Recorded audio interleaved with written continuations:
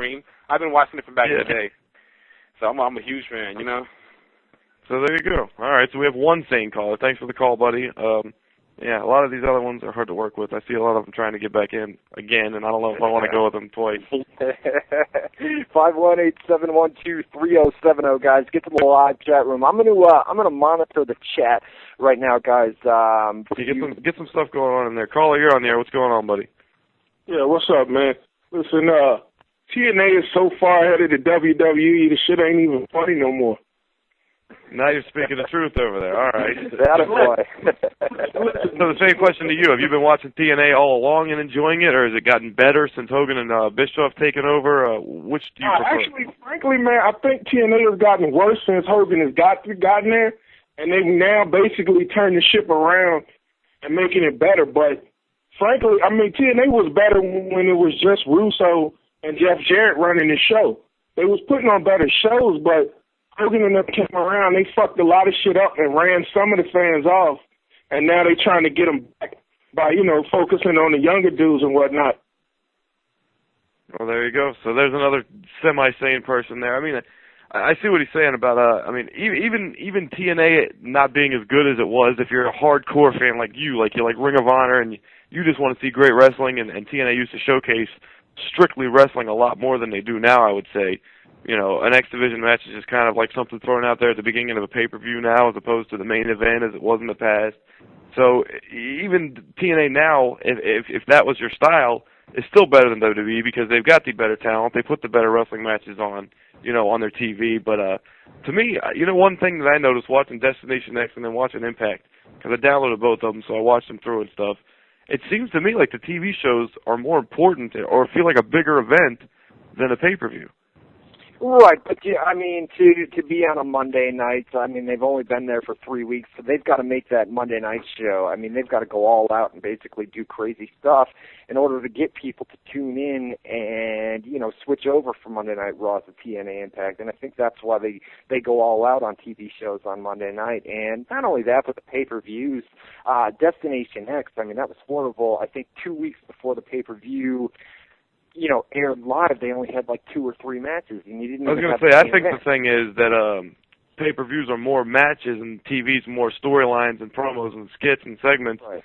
And because the pay-per-views are only matches, TNA does not do a good job of building to those matches, so they don't feel important by the time you get to them. So it's just basically a card of matches by the time you get to the pay-per-view. You know, 2 points that you brought up earlier is, number one, the scripted promos in WWE, where you can tell that that's word for word, whereas in TNA you've got bullet points and they hit those bullet points, which makes for a better promo if you're a good promo guy, if you're good on the mic. And as far as wrestling is concerned, you know, WWE's got that slower paced style, and TNA, I mean, they let the guys go out there and just basically bust ass, and it's a faster paced style. So I think as far as the promo work and the matches, I mean, somebody brought up production earlier, and TNA's production has greatly improved since, you know, they went. I mean, but there's only so much you can do when your arena is only holding like 1,200 people. You know, I mean, it looks unimpressive on TV as opposed to WWE with 15,000 people and better, you know, pyro and fireworks and you know, good video packages and stuff like that. So.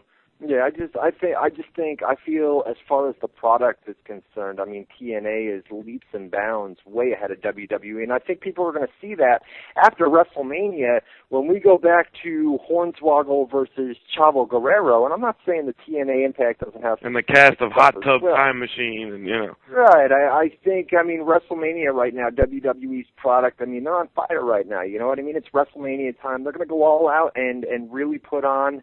a good show leading up to WrestleMania, but as soon as WrestleMania ends, you know, it usually continues on through Backlash.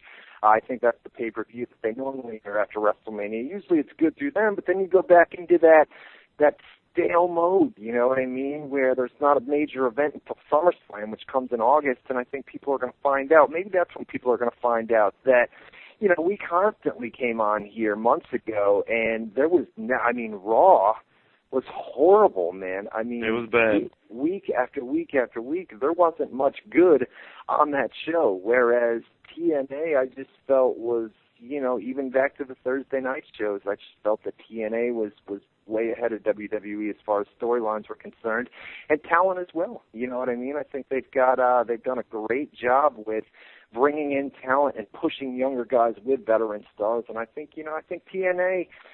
The only problem I have with them is that time slot from 9 to 11. I think it should be 8 to 10, and that's the only problem, because that I believe that if you went 8 to 10, I think that 8 to 9 hour prior to Raw, I think they could do a 1.3, 1.4 possibly every week, and then obviously it's going to drop in that second hour down to maybe a 0.9, 0.8, what it's been at recently, but you can get a huge jump on Monday Night Raw, and then like you said earlier, do something at 9 o'clock. If you went 8 to 10, do something at 9 o'clock where people aren't going to be able to tune away. People are going to stay on Impact when Raw starts. You know what I mean?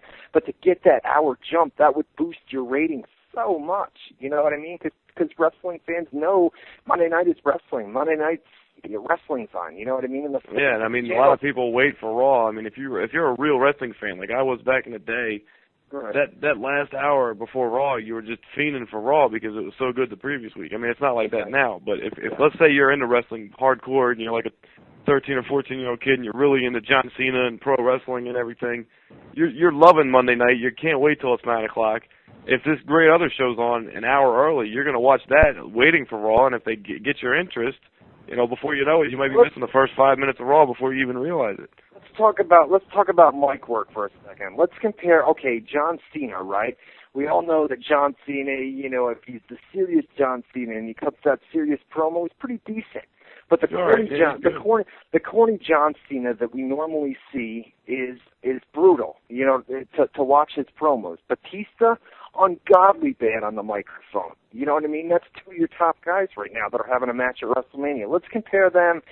And, I know TNA's got people like AJ Styles, horrible on the mic. You know what I mean? But Ric Flair, Hulk Hogan on the mic, Sting on the mic, these guys, I think the mic work in TNA is way better than WWE. You know what I mean? I think both companies are pretty good right now. Shawn Michaels is doing great on the mic.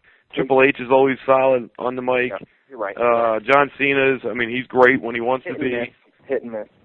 Sheamus actually has been all right the past few weeks, I think. I think he's been pretty good, actually. Yeah, but Randy Orton's always good. They've got some great talkers. The Miz. Eric Bischoff. I think Eric Bischoff puts any of those guys to shame. I say Eric Bischoff's probably the all-star on the microphone in wrestling right now. He's really goddamn good when he's out there. He's amazing, dude. He is good. Yeah. And then you've got, Hogan's been good on the mic. Hogan's all right. I don't care for Hogan much. Yeah, I don't know. I think Ric Flair has been on a great hot streak, especially the past two shows. He's been on fire. And he's great when he's on fire like that. But it's. I think these people. Okay, let's just say that Triple H and John Cena. It'll never happen. But let's just say Triple H and John Cena went to TNA. I guarantee you that these WWE marks who just want to hate on TNA would continue to say, no matter who went. I don't care if it was The Undertaker, Shawn Michaels, John Cena. I don't care who it is. If they went to TNA haters would still hate on TNA. There is no... I would say I disagree with you because I think they need like a current age superstar to make the switch, but I remember Jeff Hardy's over there, and it doesn't seem that nobody gives a shit, and he was a huge deal in WWE. He was boosting ratings, he was selling crazy merchandise, he was on top at pay-per-views and doing great. He got insane pops from 20,000 seat audience, But these same TNA haters are, you know what I mean? They don't give a shit if Jeff Hardy's over there. They loved him in WWE. Jeff Hardy goes to TNA, and because it's TNA, I hate it. Jeff Hardy. He's over. He's over there, but he's still over. He's still a big deal, but he doesn't. Other than entertaining the people that are already watching, he's not drawing in anybody new. It's not like people are, dying to see him. Yeah, I don't know. He's not as big of a deal in TNA as he was in WWE. Right. Yeah, I guess everybody's entitled to their opinion. I'm not going to force somebody to say you have to like TNA, but I'm saying at least give them proper credit. Don't just come out and say TNA sucks, because the show as a whole, I don't care. If you watched TNA Impact last night, I guarantee you that there was at least an hour worth of great TV that didn't suck.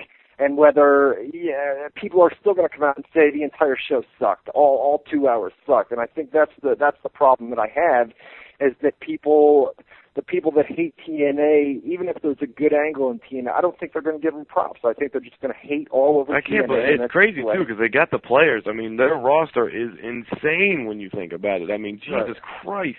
You got RVD and Jeff Hardy and Sting and Kurt Angle and Mick Foley, fucking Hulk Hogan, Ric Flair, fucking... I mean, you could go on forever. They got everybody. You know, it's insane. Like, every segment. Scott Hall, Kevin Nash. Guys. You know, Mr. Anderson, Scott Hall, Kevin Nash. I mean, you could go on forever. Like, every segment is a top star. Every single segment involves some kind of, at one point or another, mega star.